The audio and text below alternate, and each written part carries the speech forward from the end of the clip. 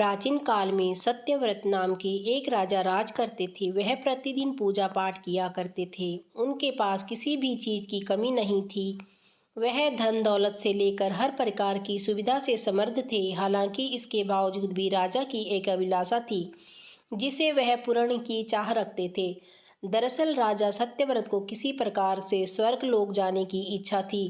वह अपने जीवन में कम से कम एक बार स्वर्गलोक के सौंदर्य को देखना चाहते थे, लेकिन उन्हें इसका मार्ग नहीं पता था। इधर दूसरी तरफ ऋषि विश्वामित्र अपनी तपस्या के लिए घर से बाहर निकले। चलते चलते वह अपनी कुटिया से काफी आगे चले गए। काफी समय बीत गया लेकिन वह नहीं लौटे। इस कारण उनका परिवार भूख और प्यास से तड़प रहा था।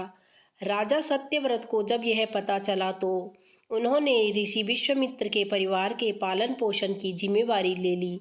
कुछ समय बाद जब मुनिवर लौटे तो वे अपने परिवार को कुशल देखकर काफी प्रसन्न हुए। उन्होंने पूछा कि उनकी अनुपस्थिति में किसने उनकी देखभाल की। इस पर ऋषि के परिवार वालों ने बताया कि राजा ने उनके पालन पोषण की जिम्मेवारी उठाई थी।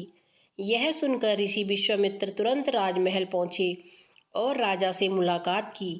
वहां पहुंचकर उन्होंने सबसे पहले महाराज को धन्यवाद कहा। इस पर राजा ने ऋषि को अपनी इच्छा पूर्ण होने का आशीर्वाद मांगा। राजा की बात सुनकर ऋषि विश्वामित्र ने कहा, बोलिए महाराज, आपको क्या वरदान चाहिए। तब महाराज ने कहा, हे मुनि, मुझे एक बार स्वर्गलोक के दर्शन करने हैं। कृपया करके मुझे वहां जाने का वरदान दें। राजा की प्रार्थना सुनकर ऋषि विश्वामित्र ने एक ऐसा रास्ता बनाया जो स्वर्गलोक की ओर जाता था। यह देख राजा सत्यव्रत बहुत खुश हुए। वह तुरंत उसे रास्ते पर चल पड़े और स्वर्गलोक पहुंच गए। यहाँ पहुंचते ही इंद्रदेव ने उन्हें नीचे धक्का दे दिया, जिसके कारण से वो सीधे धरती पर जा गिरे। राजा ने सत्यव्रत से तुरंत सारी घटना ऋषि विश्वामित्र को बताई। राज की बात सुनकर ऋषि विश्वामित्र गुस्से में आग बबूला हो उठे। उन्होंने तुरंत सभी देवताओं से इस बारे में बात की और इस समस्या का हल निकाला, जिसके बाद राजा के लिए एक नया स्वर्गलोक बनाया गया।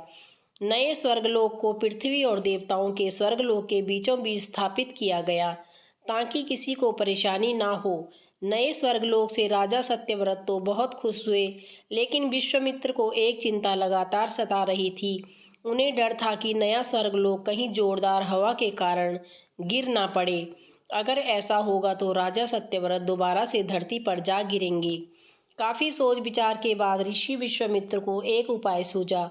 उन्होंने नए स्वर्गलोक के नीचे एक बहुत लंबा खंभा लगा दिया ताकि उसे सहारा मिल सके। ऐसी मान्यता है कि एक नए स्वर्गलोक के नीचे लगाया गया खंभा विशाल पेड़ के तने के रूप में बदल गया। यही नहीं, कुछ समय पश्चात जब राजा सत्यव्रत की मृत्यु हुई तो उनका सिर एक फल में तब्दील हो गया।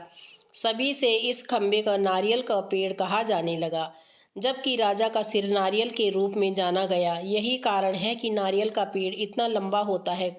इस कहानी से हमें ये सीख मिलती है, अगर सच्चे मन से किसी की